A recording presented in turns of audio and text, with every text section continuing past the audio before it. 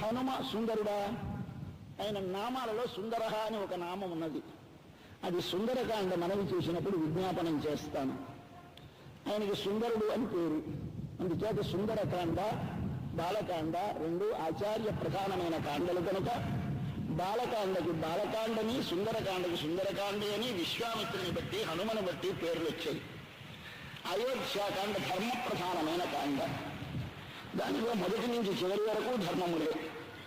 మానవుడు ఎట్లా ప్రవర్తించాలో, మానవునికి గుణగుణములు ఉండాలో, స్త్రీ ఏ విధముగా ఉండాలో, ఆమె ఏ ధర్మములతో ఉండాలో, తండ్రి దగ్గర ఎలా ఉండాలి, తల్లి దగ్గర ఎలా ఉండాలి, ధర్మార్థకాములు ఎలా ఆచరించాలి, దైవపౌరుషములను ఎట్లా మనము ప్రవర్తించాలి, వీటన్నిటినీ నిరూపించిన కాండ మనకి అయోధ్యాకాండ కనుక ఇది ధర్మ ప్రధానమైన కాండ.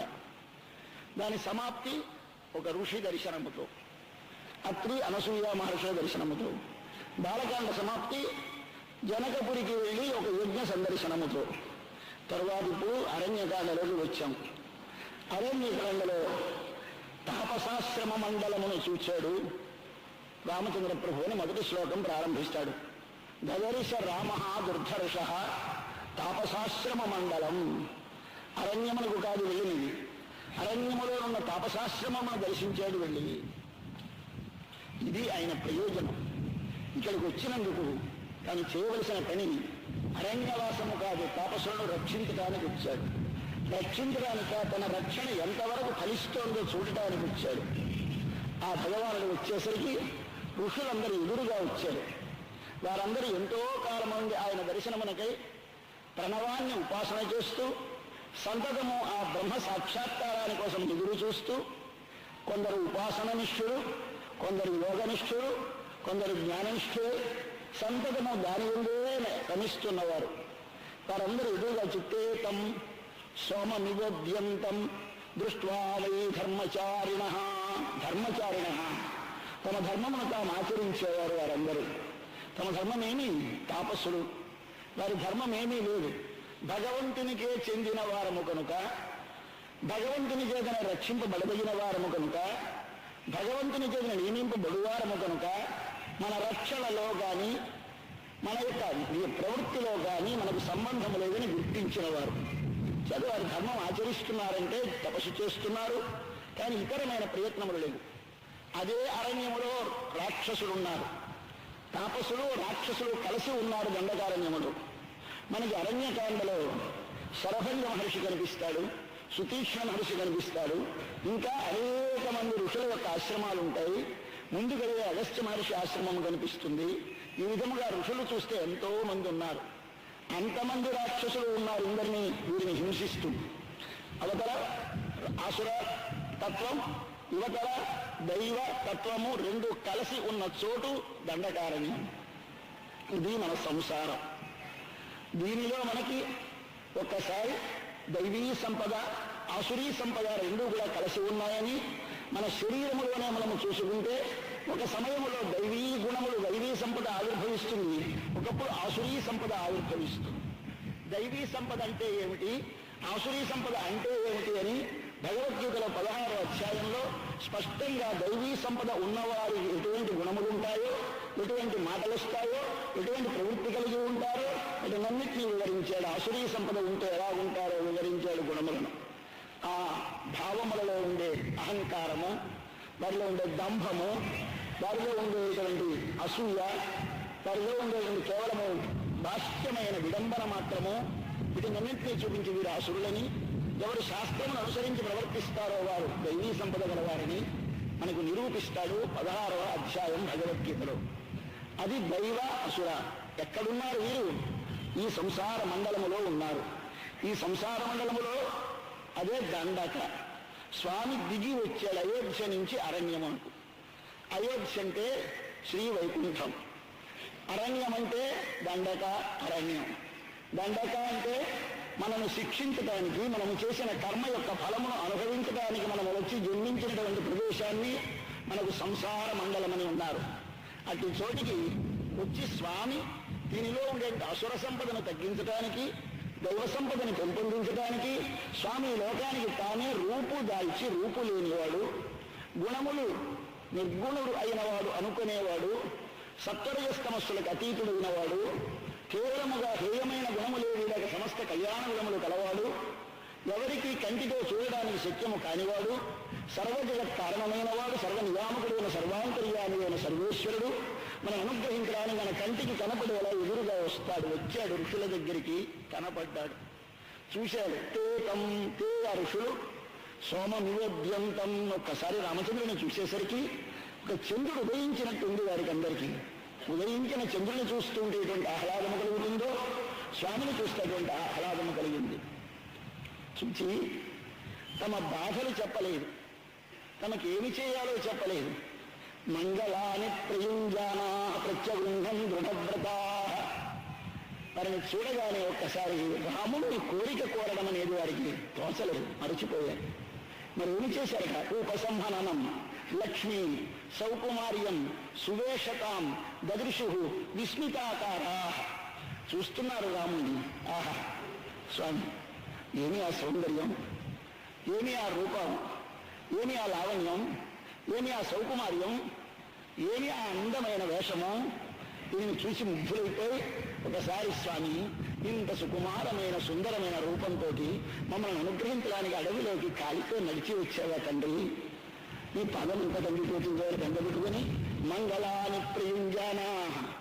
ఆయనకి మంగళము మంగళము, నీవు పతిలముగా ఉండువుగాక, నీకు మంగళము కలుగుగాక అన్నారు. ఇది తపస్సుకి ఫలం. మనము భగవంతుని గురించి భక్తి కలిగి ఉంటే కలగవలసినవి చిట్ట చివరికి నాకు క్షేమము కలుగవలనని ప్రార్థించేవాడు నిజమైన భక్తుడు కాదు. నీవు పదిలముగా ఉండవలను అని ప్రార్థించిన వాడు నిజమైన భక్తుడు. అందుచేత భగవంతునికి మనం ఆరాధన అంతా చేసిన తరువాత చిట్ట చివరి ఏం చేస్తాం? మంగళహారతింత కర్పూరం వెలిగించి శ్రీయకాంతాయ కళ్యాణ నిధయేర్దినాం శ్రీ వెంకట నివాసాయ శ్రీనివాసాయ మంగళం. మనము స్వామికి మంగళం, ఆయన మనకు మంగళం ఇవ్వాలని ప్రార్థించడానికి వెళ్ళిన వాళ్ళం. స్వామికి మంగళము పలకడానికి మనకు అధికారం ఉన్నదా? అది నీ లోపల ఆ భావన కలిగిన నాడే నీ జపము, నీ యజ్ఞము, నీ ఆరాధన పరిపూర్ణమైనట్టు లెక్క. నిజానికి మంగళహారతి ఇస్తే కానీ అర్చన పూర్తి కాదు. దానికి మంగళహారతని నీరాజనమని మనం వ్యవహరిస్తూ ఉంటాం. ఏమిటి నీ లక్షణం? ఆ స్వామి యొక్క ఆరాధన చేసి ఆ దివ్యమైన మూర్తిని ఒక్కసారి పాదాది ఆ కేశాంతము, ఆ ముఖము మందహాసము దాకా ఒక్కసారి చూచి ఆ స్వామి పాదములను మనసులో నిలిపి, జంఘలు నిలిపి, ఊరువులు నిలిపి, కటి ప్రదేశము నిలిపి, నాభి నిలిపి, ఉదరము నిలిపి, వక్షోభాగము నిలిపి, కంఠసీమ నిలిపి స్వామి మందహాసమును సేవించి స్వామి ముఖ కమలములను ఒక్కసారి దర్శించి స్వామి స్వామి స్వామి ఇట్టి రూపాన్ని నా కోసమని ఈ మూర్తి నుంచి నాకు దర్శనమిస్తున్నావా అనే భావన మన లోపల కలిగి ఒకసారి నీకు ఏ విధమైన దృష్టి దోషము తగలకుండా నీవు ఈ లోకములో మా కంటిలో చెడకుండా సుఖముగా ఉండు వాడు ఆరాధన చేసినట్టు లెక్క. అందుచేత మనకి మెకానికల్ గానైనా ఈ భావం కలగాలని మన పెద్దలంతా చేసేసిన తర్వాత ఒకసారి కర్పూరం వెలిగించి హారతిస్తాం అని చెప్పారు. ఇది ఋషులు, వారు తపశ్శాలులు. వారు చేస్తున్న తపస్సులో ఏమిటి తపస్సులకు వాడే రక్షకులని, వాడే సేవింపదగిన వాడని వేరొక దాన్ని గురించిన భావన లేక ఉన్నారు. స్వామినే సంతతము లోన దర్శిస్తూ ఈ లోన దర్శించే మూర్తి ఎదురుగా కనిపించింది. వెంటనే చూశారు. చూసి మంగళాని ప్రయుంజానా, స్వామి నీవు సుఖముగా ఉండువుగాక, నీకు మంగళమవుగాక అంటూ ప్రత్యగృహం స్వీకరించారు. ఆయన రిసీవ్ చేసుకున్నారు. దృఢవ్రత, దృఢమైన వ్రతము గలవారు. ఏమిటి వారి దృఢవ్రతము అంటే వాడే రక్షకుడు, వాడే మమ్మల్ని కాపాడువాడనేటువంటి అధ్యవసాయము పరిపూర్ణంగా నిలిచినది ఈనాడు చూడడంతో. ఇంకా మరొక రక్షకుడుగా తమకు రక్షకుడిని కానీ తమ తపస్సు రక్షణ అని కానీ భావన పోయి నిలిచింది. వారు వెంటనే చెప్తున్నారు, స్వామి మేము భగవద్విషయవాసిన నీ రాజ్యములో ఉన్నవారం. మనందరం ఎక్కడున్నాం? భగవాను రాజ్యములో ఉన్నాం. భగవద్విషయవాసిన నిజంగా మేమందరం భయం భవతా రక్ష్య, మేము నీ చేత రక్షింపబడదగిన వారము. ఇది చెప్పాలి స్వామితో. స్వామి నీవే మాకు రక్షకుడివి, నీకంటే వేరొక రక్షకుడు లేడు. దేవయం భవతా రక్ష్య. ఎందుచేత భగవద్విషయవాసిన, నీ దేశంలో ఉన్నవారము కనుక. నేనేం చేస్తానయ్యా? అడవిలో ఉండి నేను ఎక్కడో పరమపదంలో ఉంటే, అయోధ్యలో ఉంటే మనం కాపాడగలనేమో అంటావేమో.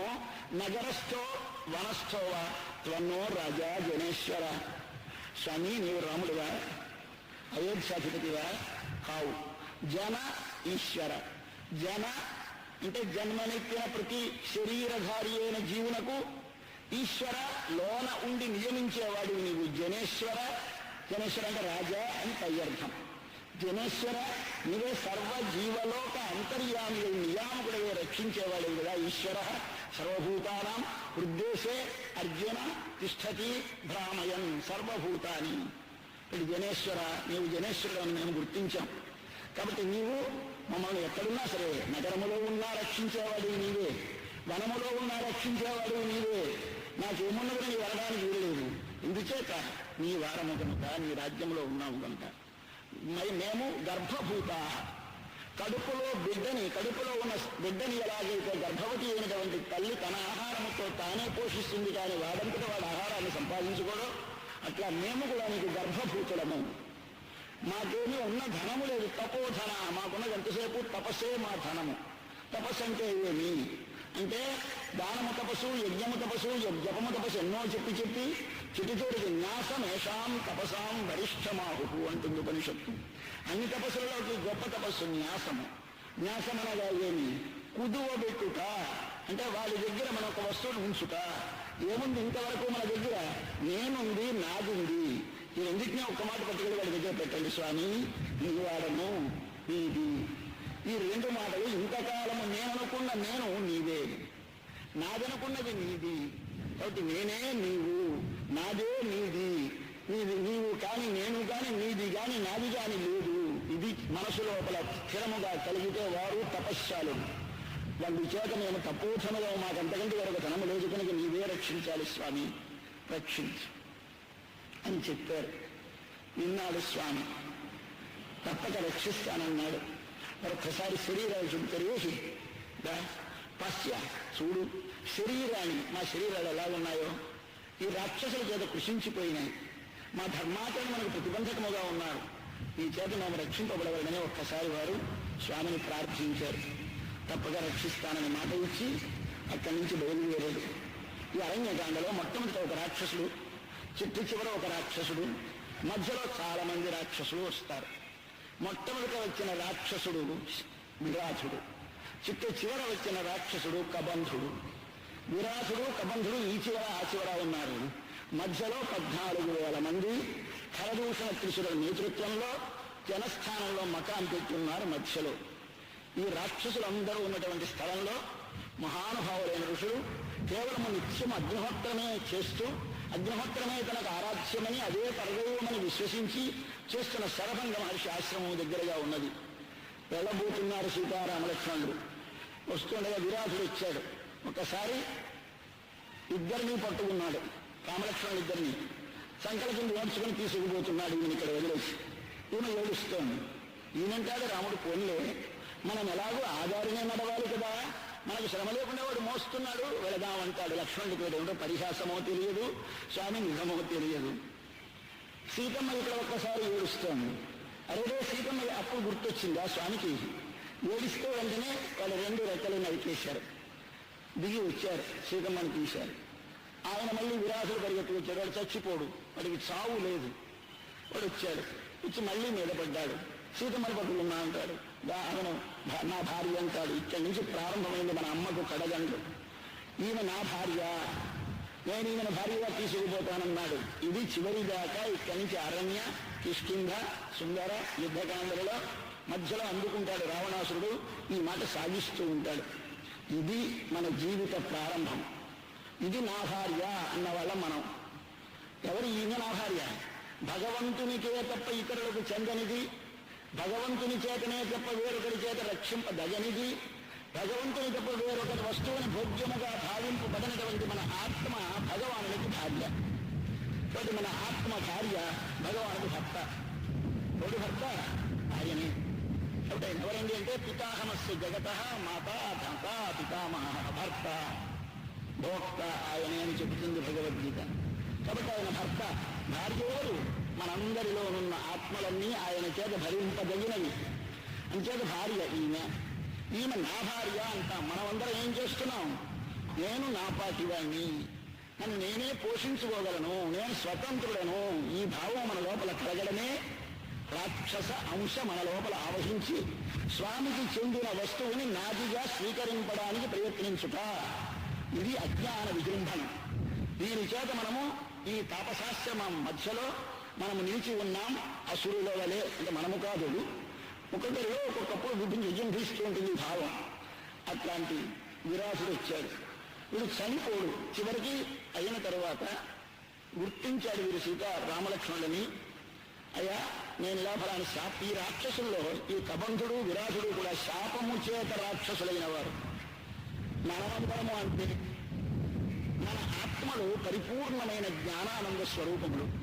పరమాత్మతో సమానమైన జ్ఞానము, పరమాత్మతో సమానమైన ఆనందము ఉన్నది మన లోపల ఉన్న ఆత్మకి.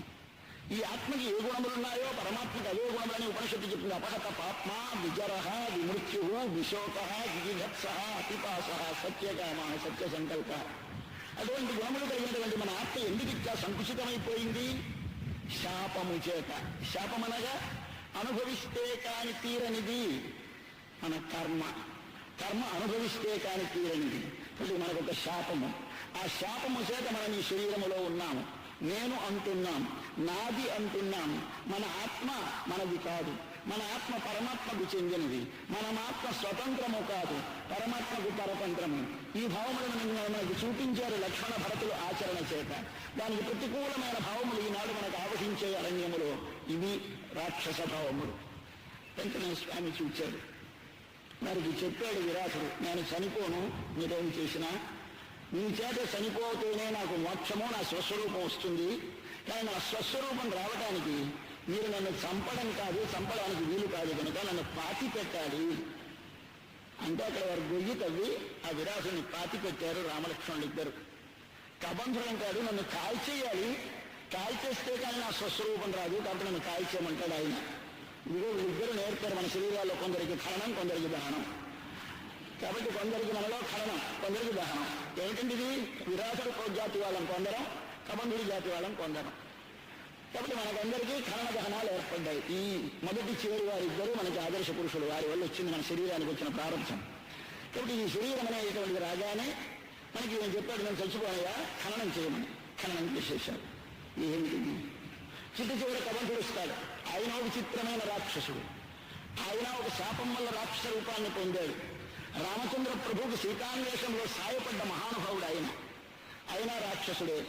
ఆయన ఇలాగే ఋషులందరినీ హింసిస్తూ ఉంటే, ఒక మహాపురుషుడిని హింసిస్తే ఆయనకు ఆగ్రహం వచ్చి వాడికి ఒక్కసారి ఈ శిరస్సు తీసేసి, కాళ్ళు తీసేసి మొండెం మాత్రం మిగల్చాడు. నడుంది ఇక్కడి నుంచి ఇంతవరకే ఉంది. ఉంటే ఎలా నిలుస్తుంది? ఇది నోరు ఉండాలి కదా. కాబట్టి ఏం చేశాడు, ఒక ఆపరేషన్ చేసి ఈ కడుపులో నోరు పెట్టేశాడు. కడుపులో ఇక్కడే నోరు కన్నం పెట్టేసుకోండి. క్యాన్సర్ వస్తే, త్రోట్ క్యాన్సర్ వస్తే ఇక్కడ పెడతారు, ఇక్కడ పెట్టి ఒక గొట్టం పెట్టి దాని లోపలికి వెళుతూ ఉంటుంది. అలాగానే ఆయనకి పెట్టేశాడు. పెట్టేసిన తర్వాత స్వామికి ఏం చేయాలి, తెచ్చుకోవద్దు, సంపాదించొద్దు, సంపాదన ఇంటే చేతులు అంటే చాలా కనుక 8 మైళ్ళ చేతులు పెట్టాడు. అంటే 8 మైళ్ళ దాకా అడవులో చేతులు చాచచ్చు, చేతుల మీద చేతులు పెడితే తేవచ్చు, పడేసి ఉండేవాడు. కళ్ళక్కర్లేదు, బుర్రక్కర్లేదు, కాళ్ళక్కర్లేదు, కడుపు నిలవాలి. కడుపుకి కావలసినది సాధించడానికి చేతులు, తినడానికి నోరు ఉంటే చాలు. ఇది మన స్థితి. ఏమిటి కాదు మనకందరికీ బుద్ధి ఎందుకండి, భగవంతుడి గురించి ఆలోచించాల్సిన అవసరం మనకి లేదు. ఇక్కడ ఎక్కడో తీసేది. మనకందరికీ కావాల్సిన కర్తృత్వం, భోక్తృత్వం. చేయాలి, తినాలి, చేయాలి, తినాలి. ఇప్పుడు తినడానికి నోరు 2 ఉంటే చాలు మానవుడికి, ఇంతకంటే అక్కర్లేదా? వీరండి రాక్షసుడు. ఎవరో కాదు, మీకు ఒక్కసారి అరణ్యకాండ చేతి ఎంత అందంగా నిరూపిస్తాడు. మొదట ఒక రాక్షసుడు, చివరి ఒక రాక్షసుడు మన స్వరూపాన్ని. ఆయన పట్టాడు వీళ్ళిద్దరిని. పట్టి వారికి వచ్చేశాడు. అప్పటికి సీతమ్మలు ఇద్దరే ఉన్నారు. తీసుకొచ్చేశాడు. తీసుకొచ్చేసి ఇలా నోట్లో పడేసుకోబోతున్నాడు. సరే వీళ్ళిద్దరు పట్టుకున్నారు, వాళ్ళని చంపడానికి ప్రయత్నించారు. చిట్టి చివరి కావాలని చెప్పాడు, నేను మీరు చంపితే చనిపోను నేను అని కాల్ చేయాలన్నాడు. అయినా చెప్తాడు ఉపాయం. సరే కాల్ చేశారు. అప్పుడు ఆయన స్వస్వరూపం చెంది పైకి లేచాడు. లేచి ఆయన ఉపదేశించాడు సుగ్రీవుడి దగ్గరికి వెళ్ళమని. అది అరణ్యకాండ చివరి కథ. కాబట్టి మొదట ఒక రాక్షసుడు, చివరొక రాక్షసుడు, మధ్యలో కథ. ఈ విరాసుని చంపగానే శరభంగాశ్రమం వస్తుంది. కబంధుడు చనిపోయిన తరువాత శబరి ఆశ్రమానికి వెళతారు స్వామి రామచంద్ర ప్రభు. ప్రతి చోట ఒక రాక్షసుడు ఒక ఆశ్రమం, ఒక రాక్షసుడు ఒక ఆశ్రమం. ఇది మన జీవితం. దైవ అసుర, దైవ